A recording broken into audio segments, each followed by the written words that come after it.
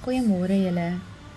Ek het vanoggend vroeg opgestaan, lekker gelê en worship musiek luister terwyl dit speel in my tuin buite gewerk, my plantjies klaar geskuif en oorgeplant.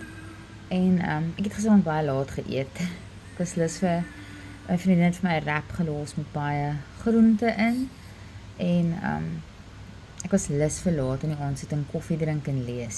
So ek het dit gedoen. En vanoggend vroeg het ek gedink ek wil baie graag hierdie On Guard probeer. En ek het vir my aangemaak in 'n bietjie water. Dit ruik as jy hom oopmaak, dit ruik soos naaltjie-olie. En ek het vir my 'n halwe bottel water met 'n druppel van dit en dit is sterk. Dit los 'n gladde olierige smaak in jou mond. En dit laat die naaltjies fluweel sag broei. Maar jy kry definitief daai reuk en die smaak van die naaltjie-olie.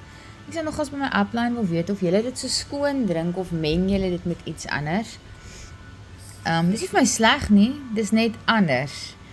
Maar dit laat so 'n romerigheid amper soos, ek wil nie sê grondboontjie botter nie, want grondboontjie botter laat jou so asof jy 'n skurwerigheid sê, nie maar as jy jou vingers aflek wanneer jy regte egte botter geëet het.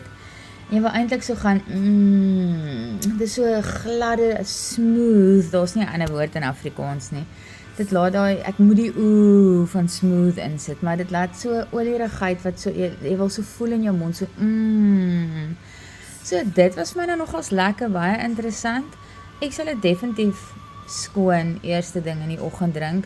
En die feit dat ek nou plante van 'n koekery afgebring het, wat ek vir die eerste keer by was, is dit vir my lekker om On Guard, ek was ook tussen baie mense gister en baie in malls en goeie, so dit is vir my lekker om On Guard te drink en net On Guard te wees in alle aspekte.